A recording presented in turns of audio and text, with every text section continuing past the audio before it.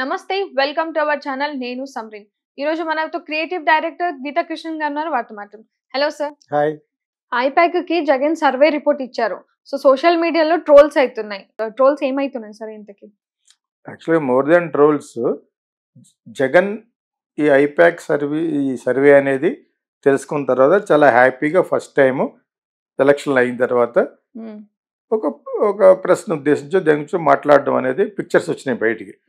దాంట్లో ఉన్న సారాంశం ఏంటంటే మీరందరూ కూడా ఆశ్చర్యపోయే విషయాన్ని తెలుసుకోబోతున్నారు June 3rd 4th result which is going to be an amazing for YSRCP. అంటే మోర్ దెన్ 130 కూడా రావచ్చు అనేది వన్ ఆఫ్ ద ట్రోల్ కాదు, అది వన్ ఆఫ్ ద న్యూస్. దాని ట్రోల్ ఎవడు చేస్తాడు? ఆ ట్రోల్ చేసేవాడు అంత పెద్దోడు ఏంటాడు? వాళ్ళు ఎవడుంటాడు? చంద్రబాబు నాయుడు మనిషి అయి ఉంటాడు, లోకేష్ మనిషి అయి ఉంటాడు, అటు పవన్ కళ్యాణ్ మనిషి అయి ఉంటారు, వాళ్ళ యొక్క ఛానల్స్ అయి ఉంటాయి. అందుకు తప్పితే ఎవరు ఎదురు ట్రోల్ చేస్తారు? మిమ్మల్ని ఆల్రెడీ ట్రోల్ చేసిన చోట నువ్వు గెలవు అని, చంద్రబాబు నాయుడు ఓడిపోతున్నాడు అవి ఉన్న ట్రోల్స్. కుప్పంలో చంద్రబాబు నాయుడు ఓడిపోతున్నాడు 38,000 ఓట్లను కూడా ఇచ్చారు. అవి ట్రోల్స్ అంటే. ట్రోల్స్ కాదు ఇవన్నీ. ఏంటంటే it's only A comment against the such person, such politician. ఒక పొలిటీషియన్ మీద కామెంట్ చేసినవి దాన్ని వాళ్ళు రకరకాల యూట్యూబ్ ఛానల్స్లో పెడుతున్నారు. వీళ్ళకి కావాల్సిన వీళ్ళు ఆ తమ్లేస్ ఎవరికి కావాల్సిన వాళ్ళు పెడుతున్నారు.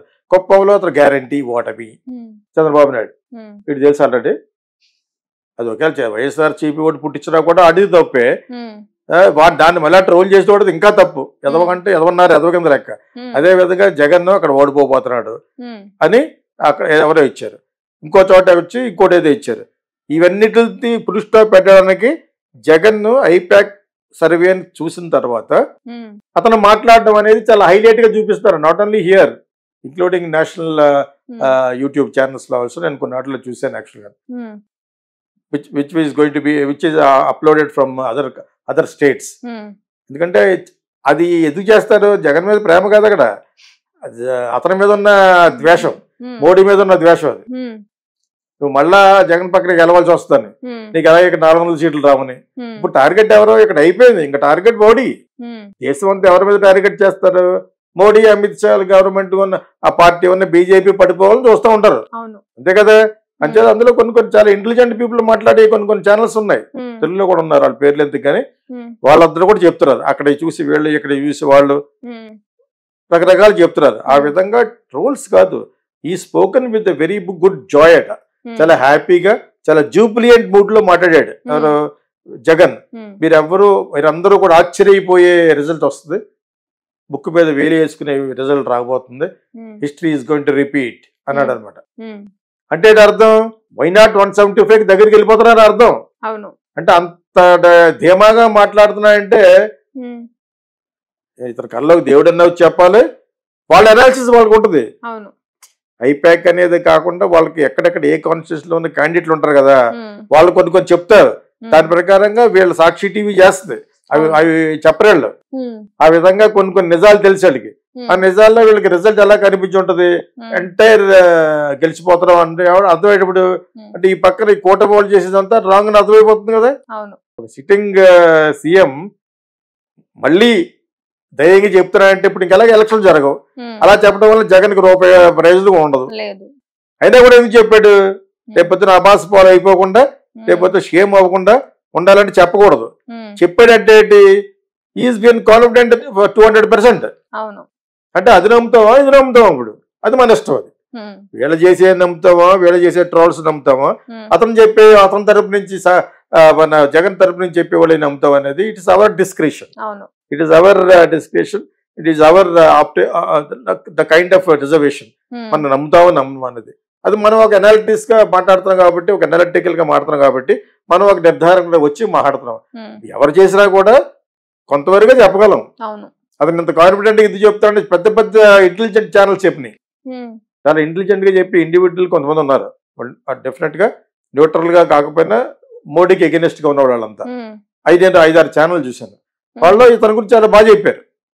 ఇతను ఇంత హ్యాపీగా ఉండాలని కారణం, ఇతను స్టేజ్ మీద చాలా విచిత్రమైన రిజల్ట్ చూడబోతున్నారు మీరు అనే దాన్ని ఎక్కడా కూడా వక్రీకరించకుండా చాలా పాజిటివ్ నోట్ తో చెప్పారు కొన్ని ఛానల్స్. మరి అవి చూస్తాను నేను. అవును. నేను స్పెషల్ గా వెళ్ళిపోయి నాకు ఇంటెలిజెంట్ వాళ్ళు ఫోన్ చేసి చెప్పరు కదా, జగన్ పక్కన ఉన్నవాడు చంద్రబాబు నాయుడు గారు పక్కన ఉన్నవాడు చెప్పరు కదా. ఆ? ఏదో చంద్రబాబు నాయుడు గారి వాయిస్ ని డ్యూప్ చేసి చెప్పినవి కూడా కొన్ని చూశాను. ఆ పథకాలు ఏమీ లేవు. నేను అమరావతి వస్తాను, వచ్చిన తర్వాత నా ప్రాపర్టీస్ కూడా అన్ని మన అందరి ప్రాపర్టీస్ అక్కడే ఉన్నాయి కాబట్టి అందరికీ లబ్ధి చేరేట్ చేస్తాను. ఈ పథకం లేదు, గాడిది గుడ్డు లేదు. నేను చెప్పిన మేనిఫెస్టో ముందు మన డబ్బులు మనం సంపాదించుకుంటాం అనేది ఒకటి చూశాను నేను. ఆ వాయిస్ అయిందే. చంద్రబాబు నాయుడు వాయిస్ అని ఎలా అనుకుంటాం? అటువంటి వాయిస్ మిమిక్రీ చేసేవాళ్ళు ఇంతమంది ఉన్నారు. జగన్ వాయిస్ మిమిక్రీ చేసేవాళ్ళు ఇంతమంది ఉన్నారు. దేన్ని పూర్తిగా నమ్మలేం. ఈ టైంలో ఎందుకు మాట్లాడానా? అసలే టెలిఫోన్ ట్యాప్ చేస్తారన్న విషయం ఏదో సీనియర్ పొలిటీషియన్ గా ఆయనకి తెలిసినంత మనకు తెలియదు. ఆయన ఎందుకు మాట్లాడు అలాగా? అసలు పథకాలు లేవు, ఓన్లీ మన డబ్బులు సంపాదించుకుందాం అని అంటాడా? అది కూడా బయటకు వచ్చింది. నాకు పంపించారు ఎవరో, పంపించారు. అందరూ అలాగ ఉంది. ఆ పథకాల్లో ఏమీ లేదు.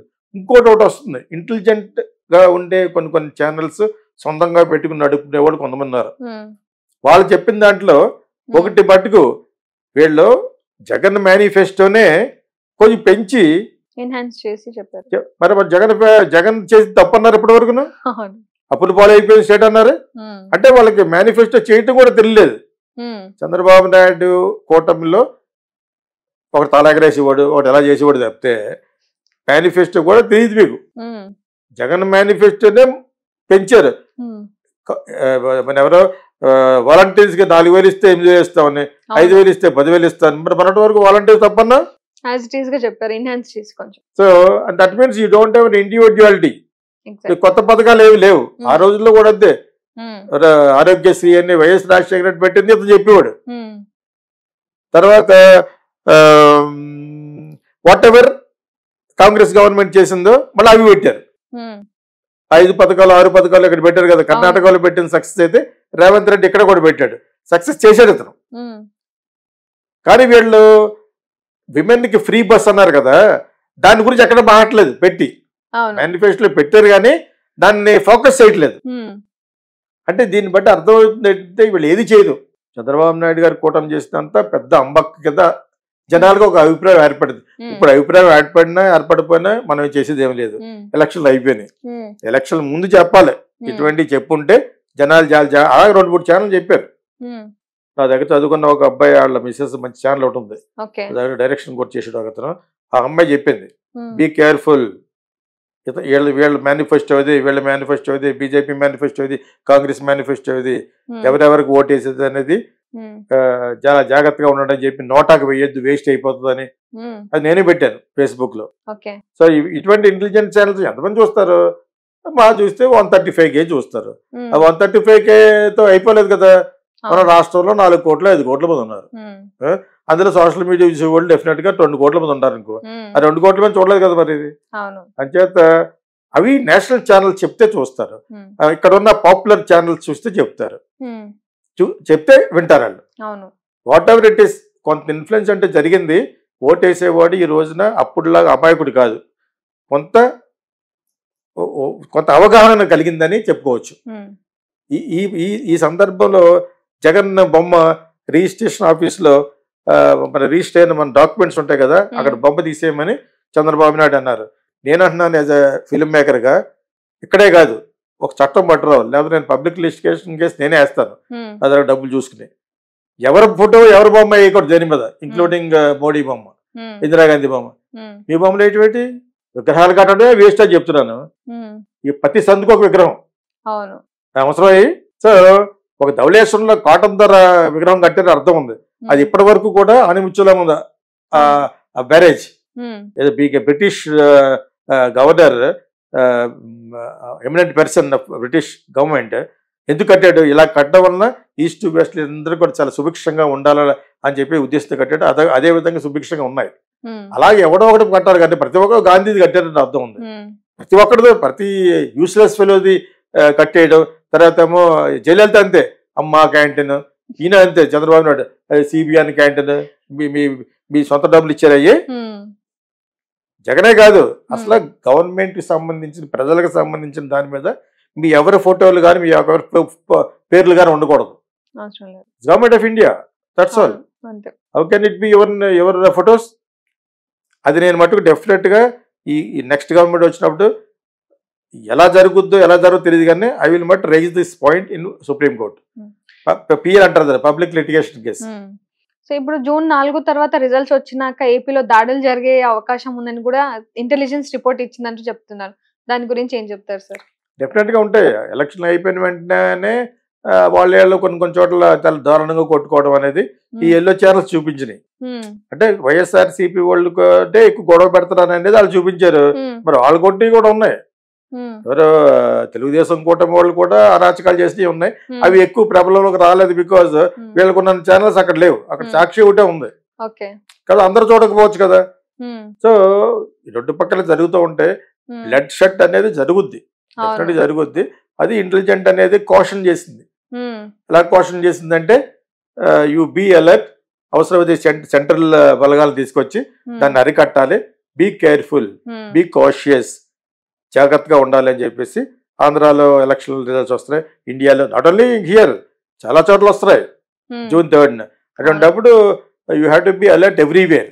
ఈ రక్తపాతం జరగకుండా ఉండాలంటే you have to take care policing, state policing and also central బలగాలను కూడా సిఆర్పి అందరినీ పిలవాలి. పిలిచి there need to be a protection for the common man.